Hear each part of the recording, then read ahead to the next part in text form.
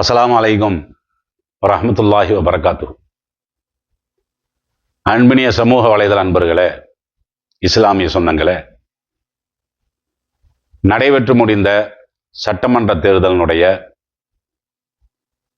அறிவிப்பு நாளை தினம் என்ன இருக்குது, வெளியாக இருக்கிறது. 4ஆம் தேதி. இந்த நேரத்தில் நாட்டு மக்கள் எல்லாம் பெரிய எதிர்பார்ப்போடையும் பெரிய ஒரு கவலையோடையும் அச்சத்தோடையும் இருக்கக்கூடிய காட்சிகளை நம்ம பார்க்கணும். நம்ம ஓட்டு யாருக்கு ஓட்டு போட்டோமோ அவர் ஜெயிச்சிருவாரா, நாம விரும்பாதால் ஆட்சிக்கு வந்தால் நம்மளுடைய நிலைமை என்ன ஆகும், நம்மளுடைய சமுதாயத்தினுடைய நிலைமை என்ன ஆகும், இப்படியான அச்ச உணர்வு, அதே மாதிரி ஒரு ஆர்வம், தேடல் எல்லாத்துக்குமே என்ன செய்யுது, இருந்து கொண்டு இருக்கிறது. இந்த நேரத்தில் ஒரு முஸ்லீம் இது மாதிரியான சந்தர்ப்பத்தில் அவர்களுடைய நடவடிக்கை எப்படி இருக்கணுங்கிறத என்ன செய்யணும், தெளிவான முறையில் புரிந்து கொள்ளணும். ஏன்னா நாம ஒரு மார்க்கத்தை பின்பற்றோம். எல்லாத்துக்குமே இஸ்லாமிய மார்க்கத்தில் ஒரு வழிகாட்டுதல் இருக்குதானே செய்யுது. எந்த ஒரு சந்தர்ப்பத்திலையும் அந்த வழிகாட்டுதலை தாண்டி என்ன செய்யக்கூடாது, நம்மளுடைய நடவடிக்கையெல்லாம் அமைத்து விடவே கூடாது. ஆனால் இன்னைக்கு பார்த்தீங்கன்னா அப்படியான முறையில் தான் என்ன செய்கிறாங்க, இந்த தேர்தல் அறிவிப்பு வெளியானதுக்கு பின்னாடி யார் ஜெயிச்சான்னு சொல்லுவான், யார் எத்தனை சதவீதம் வாங்கினாங்க, யார் தோத்து போனாங்க, யார் டெபாசிட் இழக்கிறாங்க, இப்படிலாம் சொன்னதுக்கு பின்னாடி இந்த ஜெயிச்சவன் இருக்கிறான் பார்த்தீங்களா, அவன் வரம்பு மீறி என்ன செய்வான், அப்படி சந்தோஷத்தில் வரம்பு மீறி அடுத்தவனுக்கு தொல்லையை கொடுத்துட்டு இருப்பான்.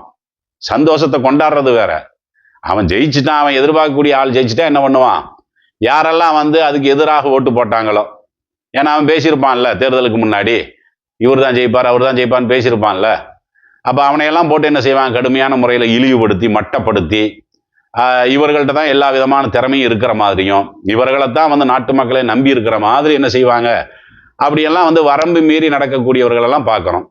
ஒரு புறத்தில் தோல்வியை சந்தித்தவர்கள் என்ன செய்வாங்கன்னா, அவன் தலை காட்டுறதுக்கு என்ன செய்வான், அவன் வெக்கப்பட்டுட்டு இருப்பான். ஏன்னா அந்த அளவுக்கு அவன் முட்டு கொடுத்துருப்பான். இந்த தேர்தல் நடக்கிறதுக்கு முன்னாடி என்ன செய்வான், இவர் தான் வருவார் அவர் தான் போவாருன்னெல்லாம் என்ன செய்வான், ரொம்ப முட்டு கொடுத்துருப்பானா, கடைசியில் தேர்தல் அறிக்கையில் இவன் ஓட்டு போட்டாலும் வந்திருக்க மாட்டார். அது அவனுக்கு இழிவாகி போயிடும். நம்ம இப்போ தலையில் வெளியே காட்டினோம்னா நம்மளை கிண்டல் பண்ணுவாங்கல்ல அப்படின்னு சொல்லி அவர்களுடைய நிலைப்பாடு என்ன செய்யும், அது அப்படி இருக்கும். அப்ப இதுதான் உலகத்துல நம்ம என்ன செய்யறோம், எல்லா நாட்டிலையும் இந்த மாதிரியான ஒரு சூழ்நிலையை தான் நம்ம பார்க்கிறோம். முஸ்லிம்களை பொறுத்த வரைக்கும் இந்த தேர்தலில் யாரு வெற்றி அடைஞ்சாலும் சரிதான், நீங்க நினைச்சாலும் வெற்றி அடைஞ்சாலும் சரிதான், அல்லது நீங்க வெற்றி அடையணும்னு நினைக்கிறீங்கல்ல அவர் தோத்து போனாலும் சரிதான், அல்லது நீங்கள் விரும்பாத ஒரு நபரை பதவியில வந்தாலும் சரிதான், எந்த விதமான தகுதியும் இல்லாத ஒருத்தன் பதவியில இருந்தாலும் சரிதான், இதெல்லாம் முஸ்லிம்களை பொறுத்த வரைக்கும் என்ன செய்ய வேண்டியதில்லை, அப்படி அலட்டி கொள்ள வேண்டிய அவசியமே கிடையாது. காரணம் என்ன, இந்த ஆட்சி என்பது அதிகாரம் என்பது எல்லாம் நாடிய ஆளுக்கு தரும், அவ்வளவுதான் விஷயம். நம்ம ஓட்டே போட்டாலும் அல்லாஹனுடைய நாட்டம் யாருக்கு இருக்குதோ அவன் ஜெயிக்க போறான், அல்லாஹனுடைய நாட்டம் யாருக்கு இல்லையோ அவன் தோக்க போறான், அதுதானே அது. அப்ப இது பதவியில யார் வர்றாங்களோ அவங்க தான் நல்லவர்கள், யார் பதவியை இழக்கிறார்களோ அவர்கள் கெட்டவர்கள், இப்படிங்கிற மாதிரியான அளவுகள் எல்லாமே இஸ்லாமிய மார்க்கத்தில் இருக்குது. அப்படியெல்லாம் ஒன்றும் இல்லையில. இறைவன் யாருக்கு வேண்டுமானாலும் பதவி தருவான், நல்லவனுக்கும் தருவான் கெட்டவனுக்கும் தருவான். கொடூரமானவர்களுக்கெல்லாம் இறைவன் ஆட்சி அதிகாரத்தை கொடுத்ததாக அல்லாஹ் திருமறை குர்ஆனில் சொல்லத்தானே செய்யறான். நம்ம ஃபிரௌனுடைய வரலாறையெல்லாம் படிக்கத்தானே செய்யறான். தன்னை கடவுள்னு சொன்னான்ல, தன்னை கடவுள்னு சொல்லி இறைவனுக்கு அல்லாவுக்கு போட்டியாக அவன் தன்னை அறிவிக்கிறான். அவனுக்கு கூட இறைவன் என்ன செய்யறான், அந்த ஆட்சி அதிகாரத்தை கொடுத்தான் இருந்தான். இதெல்லாம் நம்ம இஸ்லாமிய வரலாறுகளை நம்ம படிக்கத்தானே செய்யறோம். அப்ப இதெல்லாம் நம்ம என்னத்தை புரிந்து கொள்ளணும், இந்த மாதிரி யார் ஆட்சியில வந்தாலும் சரி, இதெல்லாம் இறைவன் நான்னா இவன் ஜெயிச்சுட்டான் அவ்வளவுதான், இறைவன் நான்னா அவன் தோத்துட்டான் அப்படின்னு சொல்லி எளிதாக கடந்தனமே தவிர, அதையெல்லாம் நினைச்சுக்கிட்டு நம்ம என்ன செய்யக்கூடாது, பெரிய அளவுக்கு வருந்த வேண்டிய அவசியமும் இல்லை. ஆனந்தத்துல நம்ம என்ன செய்ய வேண்டியதுல குத்தாட்டம் எல்லாம் போட வேண்டிய அவசியமும் கிடையாது. குர்ஆன்லயே எல்லாம் சொல்லி காட்டுறான்ல, குலில்லாஹும்ம மாலிக்கல் முல்கி தூத்தியல் முல்கு மன் தஷா. அல்லாஹ் நபிகள் நாயகத்தை சொல்றான், எஜமானனுக்கெல்லாம் எஜமானனே, அதிகாரிக்கெல்லாம் பெரிய அதிகாரிய அப்படின்னு சொல்லிட்டு அல்லாஹ் என்ன சொல்றான்னு கேட்டா, நீ நாடி ஆளுக்கு அதிகாரத்தை நீ கொடுக்கிறாய், தன்சியல் முல்க மிம்மன் தசா. இறைவன் நாடிய ஆளுக்கு அவனுடைய பதவியை என்ன செஞ்சிடறான், பறித்து விடுகிறான். நான் யாருக்கு நாடுறனோ அவனுக்கு நான் பதவியை தர்றேன், நான் யாருக்கு நாடுறனோ அவனை பதவியிலிருந்து நான் என்ன செஞ்சிடறேன், கீழே இறக்கிடுறேன். இப்படி எல்லாம் குர்ஆன்ல அல்லாஹ் சொல்லத்தானே செய்யறான். தசா, அல்லாஹ் நாடியவர்களை அந்த பதவியின் மூலமே என்ன செஞ்சிருவான்னா கண்ணியப்படுத்திடுவான். தில்லு மன் தஷா, அல்லாஹ் நாடியவர்கள் அந்த பதவியை கொண்டு என்ன செஞ்சிருவானா இழிவும் படுத்திடுவான். இந்த பதவி நம்ம சொல்றோம் பாத்தீங்களா, பதவியை வந்து அல்லாஹ் ஒருத்தனுக்கு கொடுக்கறதுக்கு ரெண்டு நோக்கமா. ஒண்ணு என்ன, இந்த பதவியின் கொடுப்பதின் மூலமாக அவனுடைய அந்தஸ்தும் உயரும், இன்னும் சில பேர்த்துக்கு பதவியை கொடுத்துருவான். அந்த பதவியை வாங்கிட்டு அவன் படாத பாடுபடுறது அவன் இருக்கான் பாத்தீங்களா. என்னதுக்குடா நம்ம இவனை வந்து தேர்வு பண்ணோம்னு சொல்லி ஓட்டு போட்டவனே என்ன செய்வான், இந்த ஒரு அரக்கிற்கனையா நம்ம வந்து தேர்வு பண்ணோம் அப்படின்னு சொல்லி இவனே வந்து யாருக்கு ஓட்டு போட்டானோ அவனை விமர்சனம் பண்ணக்கூடிய அளவிற்கு இழிவையும் சந்திச்சிருவான். யாரு, இந்த பதவியை வந்து யாருக்கு அல்லாஹ் கொடுக்குறானோ அந்த பதவியை பெற்ற சில பேர் வந்து கண்ணியமும் அடைஞ்சிருவாங்க. ஏன்னா இந்த தேர்தலுக்கு முன்னாடி என்ன செய்வான்னா அந்த அளவுக்குலாம் பேசியிருப்பான்ல, நான் வந்தால் அதை செய்வேன், இதை செய்வேன், உங்களுக்கு அது இலவசமா தருவேன், இது இலவசமா தர்றேன்னு என்னமோ அவனுடைய கையிலிருந்து எல்லாம் கொடுக்குற மாதிரியும். அரசாங்கத்துல என்ன இருக்குதுங்கிறது சொல்லப்போனா ஆட்சி செஞ்சிருக்கிறான் பாத்தீங்களா, அவனுக்கு வேண்டுமானால் என்ன செய்யலாம், ஓரளவு அவனுக்கு இலவசத்தை அறிவிக்க முடியும். ஏன்னா அவனுக்கு இருப்பு என்னன்னு தெரியுமில்ல, எனக்கு என்ன தெரியும், உங்களுக்கு என்ன தெரியும். நான் வாட்டுக்கு வந்து தேர்தலில் நிற்கிறேன்னு சொல்லி வேட்பாளராக இருந்துகிட்டு நான் ஆட்சி வந்ததுக்கு பின்னாடி நான் அதை செய்வேன் இதை செய்வேன்னா எனக்கே அரசாங்கத்தில் என்ன இருக்குன்னு தெரியாத. அப்ப நான் எப்படி உத்தரவாதம் கொடுக்கறது? அப்ப இப்படியான உத்தரவாதங்களை எல்லாம் கொடுத்துட்டு பதவிக்கு வருவான். வந்ததுக்கு அப்புறம் தான் என்னது டப்பா டான்ஸ் ஆடுன்னு சொல்லுவாங்க பாத்தீங்களா. அதுக்கப்புறம் ஒன்றும் இல்லை. இப்போ இந்த தேர்தலே பார்க்குறீங்க, விஜய் நீங்கள் பார்க்குறீங்கல்ல, இப்போ ஏற்கனவே ஒரு கேஸ் கிடைக்கிறதுக்கே வந்து படாத பாடுபட்டு இருக்கோம். எத்தனாயிரம் ரூபா லஞ்சத்தை கொடுத்தாது வாங்கி நம்ம என்ன செய்வோம், ஹோட்டல் நடத்தணுவோம் அப்படிங்கிற அடிப்படையில் அவ்வளோ சிரமமாக இருக்கும்போது இப்போ வந்து 6 கேஸ் என்ன செய்வான வருஷத்துக்கு இலவசமாக தர, இப்படியெல்லாம் நீங்கள் அறிவிப்பு பண்ணதெல்லாம் பார்க்கத்தானே செய்கிறீங்க. அது நடக்கக்கூடிய சாத்தியமா? அது ஒன்றுக்கே இவ்வளோ இழுபறி இருக்கும்போது இப்போ இந்த ஆள் வந்து இப்போ பதவியில் வந்தார்னு வைங்களேன், ஒரு பேச்சுக்கு அப்படி பதவியே வந்தாலும் இதால் கொடுக்க முடியுமா? அப்படி கொடுக்கலன்னா இந்த வாக்குறுதியெல்லாம் நம்ம பார்த்துருக்கோம், நம்ம சும்மா விடுவோமா? நம்மளே வந்து கண்டிப்போமா இல்லையா? நம்மளே இது என்ன கேனத்தனமா என்னதுக்கு இந்த மாதிரியான அறிக்கையெல்லாம் கொடுத்தேன் நம்ம அப்ப கேட்போம் இல்ல. இதான் இழிவுங்கிறது. இது புரியறதுக்கு தான் நான் இந்த ஓமையை சொல்றேன். இது உதாரணத்துக்கு இந்த ஆளை சொல்லலாம், ஏன்னா இந்த ஆள் வந்து எல்லாமே தெரிஞ்சு வச்சிருக்கிறாங்களா, அப்படிதான் பிரம்மாண்டமா இன்றைக்கு பேசப்படுகிறது. அதுக்காக வேண்டி நான் இந்த உதாரணம் சொல்றேன். அப்ப என்ன இறைவன் என்ன சொல்றான்னு கேட்டா, எஜமானனுக்கெல்லாம் எஜமான நான் தான். அல்லாஹ் நாடிய ஆளுக்கு பதவியை கொடுப்பான், நாடிய ஆளுக்கு அந்த பதவியை விட்டு என்ன செஞ்சிருவான், அவன் இறக்கிடுவான். இந்த பதவியின் மூலம் நாடிய ஆளுக்கு வந்து அல்லாஹ் கண்ணியத்தையும் கொடுத்துருவான், நாடிய ஆளுக்கு அல்லாஹ் வந்து இழிவையும் ஏற்படுத்திடுவான். பியதிக்கல் ஹைரு, ஏன்னா எல்லா நலவும் அந்த அல்லாஹனுடைய கையில் இருக்கிறது. இன்ன காலா கொல்லி ஷையின் கதீர், அவன் எல்லா விதத்திலையும் சக்தி பெற்றவனா இருக்கிற காரணத்தினால அவன் நினைச்சா யாரையும் ஆட்சியில கொண்டு வருவான், அவன் நினைச்சா யாரையும் கீழே இறக்கிடுவான். 3வது அத்தியாயத்துல 26வது வசனத்துல இருக்குதா இல்லையா? அப்ப இதை நம்ம என்ன செய்யணும்னா முதல்ல மனதில் வைத்துக் கொள்ளணும். யார் வெற்றி அடைஞ்சாலும் சரி, யார் தோல்வி அடைஞ்சாலும் சரி, நம்ம ஓட்டு போட்டால் வெற்றி அடைஞ்சிட்டாருன்னு சொன்ன உடனே நாம் அப்படி ஆனந்தத்தில் என்ன செய்யறது, அப்படி குதிக்கிறது. அதுக்கு எதிரானவர்கள் யாரெல்லாம் ஓட்டு போட்டாங்களோ அவங்களை கேலி பண்றது, கிண்டல் பண்றது. நீங்க முஸ்லீம் சமுதாயத்திலே நம்ம அப்படியெல்லாம் பார்க்கிறோம்ல. குறிப்பா இந்த 2026ஆம் தேர்தலில் முஸ்லிம்கள்ல கூட என்னடா இந்த மாதிரி ஒரு அரசியல் பைத்தியங்கள் இருக்கிறாங்க, விவரம் கெட்டவர்கள் இருக்கிறாங்க, மார்க்கம் பேசுறாங்க, ஜும்மாக்கள் எல்லாம் பண்றாங்க. அவர்களை பார்த்தீங்கன்னா இந்த அரசியல் பித்து பிடிச்சி அலையக்கூடிய காட்சியெல்லாம் நம்ம பார்க்கத்தானே செய்யறோம். அதாவது நோன்புங்கிறதெல்லாம் முஸ்லிம்களுக்கு சம்பந்தப்பட்ட விஷயம், ஆன்மீக சம்பந்தப்பட்ட விஷயம் தானே. அவன்கிட்ட ஈமானும் இல்லை, ஒன்றும் இல்லை. அவனை கூப்பிட்டு என்ன செய்யறது, நோன்பு திறக்கிறது. அவனுக்கு ஈமான் இல்லை, அவனை கூப்பிட்டு தொழுகை நடத்துறது. இப்படியெல்லாம் நம்ம பார்க்குறோம். இதெல்லாம் யாருடைய திருப்தியை வாங்குறதுக்கு? இபாதத்துங்கிறது இறைவனுடைய திருப்தியை வாங்குறதுக்கு தானே அல்லாவே கொடுத்துருக்கிறான். இந்த நிகழ்ச்சிகள் எல்லாம் நடத்துற ஆலிம்கள் நடத்துறத நான் சொல்ல வர்றேன். பொதுமக்களை விட்டுருங்க, ஆலிம்களை நடத்திட்டு இருந்தாங்களா இல்லையா? அப்ப ஆலிம்களை எப்படி இருக்கும்போது பொதுமக்கள் எப்படி இருப்பாங்க? இவன் பைத்தியக்காரனா தான் இருப்பான், இவன் அரலோசு மாதிரி தான் இவனு இருப்பான். அப்ப இந்த போதையெல்லாம் நம்மள்ட்ட என்ன செய்யக்கூடாது, இந்த அரசியல் போதையெல்லாம் நம்மள்ட்ட வந்து இருக்கவே கூடாது. இன்னும் சொல்ல போனா என்னன்னா, ஒரு முஸ்லீம்கிட்ட எதெல்லாம் வந்து இருக்கக்கூடாது அந்த மாதிரியான பண்புகளை எல்லாம் நம்ம இன்னைக்கு பாக்குறோம்ல. இப்ப நாளைக்கு தான் எவன் வெற்றி அடைஞ்சாங்கிறது தெளிவா தெரிய போகுது. 4ஆம் தேதி, இன்னைக்கு 3ஆம் தேதி. இன்னைக்கு யாருக்காவது தெரியுமா யார் வெற்றி அடைஞ்சாங்கிறது? நம்மளுக்கு தெரியுமா? உங்களுக்கு தெரியுமா? எனக்கு தெரியுமா? யாருக்குமே தெரியாதுல்ல.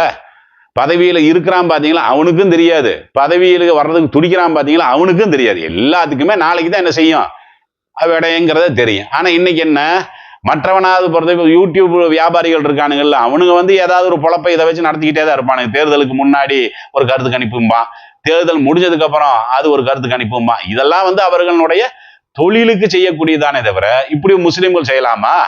ஆனா முஸ்லிம்களே இன்னைக்கு வந்து அந்த மாதிரியான அறிக்கைகள் போடக்கூடிய காட்சியெல்லாம் நம்ம முகநூல்ல பார்க்கத்தானே செய்யறோம். இவர் தான் வரப்போறாரு, இவர் வந்து இழிவடைய போறாரு, இவர் ஒரு சீட்டு கூட டெபாசிட் கூட வாங்க மாட்டாரு. இதெல்லாம் உனக்கு எப்படி தெரியும்? அப்படி வந்து அல்லாஹ் ஏதாவது ஒரு ஞானத்தை நம்மளுக்கு எல்லாம் கொடுத்துருக்காங்க, நாளைக்கு என்ன நடக்குங்கிற ஞானத்தால நம்மளுக்கு கொடுத்துருக்கானா? இல்ல இன்னைக்கு கூட அந்த தேர்தல் அதிகாரிக்காவது அது தெரியுமா? அந்த தேர்தல் நடத்தினார்ல அந்த ஆளுக்காவது தெரியுமா?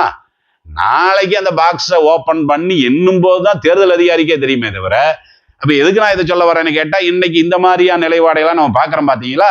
இப்படியெல்லாம் என்ன செய்யக்கூடாது, முஸ்லிம் சமுதாயத்தவர்கள் பித்து பிடித்தவர்கள் மாதிரி எல்லாம் சுத்திட்டெல்லாம் இருக்கக்கூடாது. நாம அதிகபட்சமா இந்த தேர்தல் முடிவை நம்ம வந்து எதிர்பார்க்கிறோம். எதிர்பார்ப்புக்கு தகுந்த மாதிரி வந்துட்டா அல்ஹம்துலில்லாஹ் சொல்லிட்டு போங்க.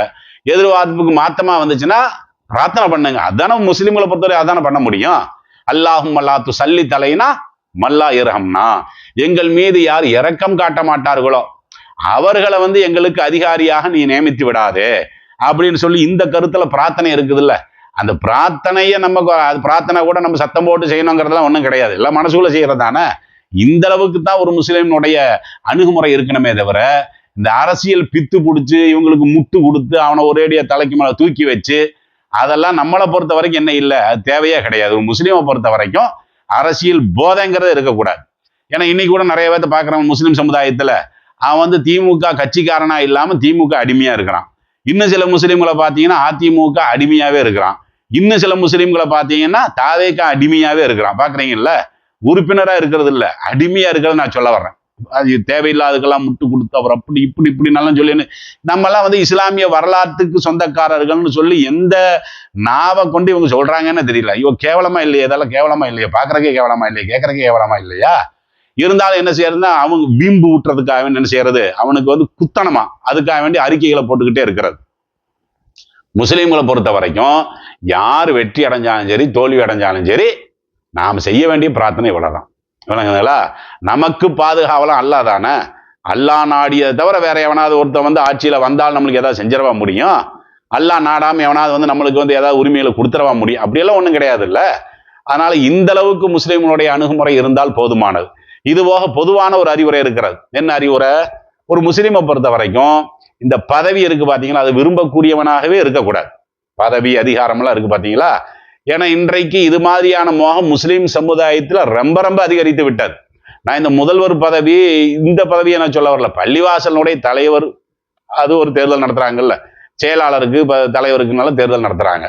நீங்க பள்ளிவாசலுக்குள்ளேயே அரசியல் வந்துருச்சா இல்லையா? அதுக்கே வம்பு சண்டு போட்டு இருக்கிறாங்களா இல்லையா? நாங்க வந்து தலைவராக வந்தா நாங்க இதை செய்வோம், நாங்க அதை செய்வோம். மக்கள் பணியை வந்து யாரு வந்தாலும் செய்யணும். நான் வந்தா இதை செய்வேன், நான் வந்தா இதை செய்வேன்னு சொல்லி ஏதோ இந்த அரசியல் கட்சிக்காரன் இந்த இலவசம் அறிவிக்கிறான் பாத்தீங்களா. அந்த மாதிரியான சூழ்நிலையில எல்லாம் இன்றைக்கு பள்ளிவாசல் தேர்தல்கள் என்ன இருக்குது, போய்கொண்டிருக்கிறது. அந்த அளவுக்கு வந்து இந்த பதவியை விரும்பக்கூடியவர்களாக நாம என்ன செய்யறோம்னா மாறிட்டோம். ஆனா ரசூல் ஸல்லல்லாஹு அலைஹி வஸல்லம் அவர்கள் என்ன பண்றாங்க, அப்துர் ரஹ்மான் இப்னு சமுரா ரலியல்லாஹு அன்ஹு அவர்கள் சொல்றாங்க, லா தஸ்அலில் இமாரா, பதவியை கேட்டு வாங்கி விடாதீர்கள். எனக்கு இந்த பதவி தாங்க அப்படின்னு சொல்லி கேட்டே வாங்க கூடாதுன்னு. விளங்குதுங்களா? அப்ப இந்த பதவிங்கிற அந்த நாட்டமே வந்து நம்மளுக்கு இருக்கக்கூடாது. ஏன்னா ரசூலுல்லாஹ்வே சொல்றாங்க, இன்னக இன் ஓதீதஹா அன் மஸ்அலா உகில்த் இலைஹா. ஏன்னா நீ பதவியை கேட்டு வாங்கினேன்னு வையேன், அல்லாஹ் வந்து அந்த பதவியை ஓந்தலையிலேயே போட்டுருவானா. ஏன்னா நீ தானே ஆசைப்பட்ட, முதல்வரா இருக்கணும் நீ தானே ஆசைப்பட்ட, தலைவரா இருக்கணும் நீ தானே ஆசைப்பட்ட. அப்ப அது நிறைய சிரமங்கள் எல்லாம் இருக்குல்ல, பொறுப்பு வந்தா அந்த பொறுப்புகள்லாம் அல்லாஹ் வந்து என்ன செய்ய மாட்டானா, அவன் வந்து பின்னாடி உறுதுணையா இல்லாம நீயே உன் வேலையை பார்த்துக்கன்னு சொல்லி அல்லாஹ் விட்டுருவானா. யாருக்கு? யாரு பதவியை விரும்புறானோ கேட்டு வாங்குறானோ. ரசூல் ஸல்லல்லாஹு அலைஹி வஸல்லம் சொன்னாங்களே இல்லையா. அதே நேரம் இன் ஓதீதஹா மின் கைரி மசாலா, ஒருத்தனுக்கு வந்து கேட்காமையே பதவி போகுது. 4 பேர் சேர்ந்து என்ன செஞ்சிட்டாங்க, நீங்க தான் தலைவரா இருக்கணும்னு தூக்கி வச்சுட்டாங்கன்னு வைங்களேன், ஒஇன்த அலைஹா, அல்லாஹ் வந்து அவருக்கு உதவி செய்வான். ஏன்னா அவருக்கு வந்து அந்த தேடல் இல்லையில, பதவி மோகம் இல்லையில. அப்ப அந்த பொறுப்பை வந்து நடத்துவதற்குண்டான எல்லா விதமான வழிமுறைகளையும் அல்லாவே என்ன செய்வான், அவருக்கு நேரடியா இருந்து உதவி செய்யற மாதிரி அல்லாஹனுடைய அந்த கருணை இருக்கும் என்றெல்லாம் ரசூல் ஸல்லல்லாஹு அலைஹி வஸல்லம் அவர்கள் சொல்லியிருக்கிற காரணத்தினால முஸ்லிம்களை பொறுத்த வரைக்கும் இந்த பதவி மோகம், இந்த அரசியல் மட்டுமில்ல, சாதாரண பள்ளிவாசல் தலைவர், பொருளாளர், அந்த பதவியும் நான் சேர்த்தான் சொல்றேன். அதையெல்லாம் விரும்பக்கூடியவர்களாக என்ன செய்யக்கூடாது, ஒரு முஸ்லீம் இருக்கக்கூடாது. குறிப்பாக இந்த அரசியலை பொறுத்த வரைக்கும் மார்க்கத்துக்குன்னு ஒரு அரசியல் இருக்குல்ல, அந்த அரசியல் நம்ம இப்ப பேச முடியாது, அது இப்ப நடக்கவும் இல்லை. ஆனா இன்னைக்கு உள்ள அரசியல் இருக்குல்ல, இந்திய அரசியல் இருக்குல்ல, இது எந்த அளவுக்கு முஸ்லீம் வந்து எடுத்துக்கணும்னு கேட்டா உப்பு அளவுக்கு தான். உப்பு, சாப்பாட்டுக்கு உப்பு போடுறோம் பாத்தீங்களா, உப்பு போடாம இருந்தாலும் விளைவு தான், கூட போட்டாலும் விளைவு தானே. அதே மாதிரிதான் அரசியலை பொறுத்த வரைக்கும் ஒரு முஸ்லீம் எந்த அளவுக்கு வந்து அரசியலோட தொடர்பு வச்சிருக்கணும்னு கேட்டா தேவையான உப்பளவுக்கு தான். கூடையும் நான் போட மாட்டேன், குறைச்சும் போட மாட்டேன். இப்படிங்கிற லெவல்ல இருந்தா என்ன செய்யும், போதுமானது. அதான் மறுமையில் நம்மளுக்கு வெற்றியை தரும். ஏன்னா குர்ஆன்ல ரொம்ப தெளிவாக அல்லாஹ் ஜல்ல ஷானஹு தஆலா 28வது அத்தியாயத்தில் ரொம்ப தெளிவா சொல்லிட்டான். தில்கத் தாருல் ஆஹிரா நஜஅலுஹா லில்லதீன லா யுரீதுன உலுவன் ஃபில் அர்லி வலா ஃபஸாதா. இந்த மறுமை நாள் இருக்க மறுமை பாக்கிய சொர்க்கம் இருக்குல்ல, அது யாருக்கு உரியது என்று சொன்னால், யாரு இந்த உலகத்துல பதவியை விரும்பவில்லையோ, அதிகாரத்தை நாடவில்லையோ, தேடவில்லையோ, அவர்களுக்குத்தான் நான் சொர்க்கத்தை என்ன செஞ்சிருக்கிறேன், ஏற்பாடு செய்திருக்கிறேன். அதே மாதிரி உலகத்துல குழப்பத்தை ஏற்படுத்துறான் பாத்தீங்களா, அவனுக்கு நான் என்ன செய்யறேன், தண்டனையை ஏற்பாடு பண்ணியிருக்கிறேன். அப்படிங்கிற கருத்துல திருமறை குர்ஆனுடைய 28வது அத்தியாயத்துல என்ன செய்யறான், அல்லாஹ் ஜல்லஷானஹு வ தஆலா சொல்றான். அதனால வரக்கூடிய அந்த 4ஆம் தேதி அந்த தேர்தலினுடைய யாரு ஜெயிச்சது யாரு தோத்ததுங்கிற தகவல் வரும்ல, என்ன தகவல் வந்தாலும் நாம நம்ம பாட்டுக்கு போயிட்டே இருக்க வேண்டியதான். விளங்குதுங்களா? மற்றவர்களுக்கு நம்மளுக்கு வித்தியாசம் தெளிவா தெரியணும். என்னடா முஸ்லிம்கள் எந்த விதமான ஒரு அலப்பறையும் பண்ணல, அதுக்காக வேண்டி அவன் சோர்ந்தும் போய் உட்காரல. இப்படி நம்மளை பத்தி அடுத்தவர்கள் என்ன செய்யணும், பெருமைப்பட பேசணும். அந்த மாதிரியான நடவடிக்கையை பின்பற்றுமாறு உங்களுக்கும் எனக்கும் நானே அறிவுரையை சொல்லிக் கொள்கிறேன். இதை அறிந்தவர்கள் அறியாத மக்களுக்கு என்ன செய்யுங்க, இதை ஷேர் பண்ணுங்க. அஸ்ஸலாமு அலைக்கும்.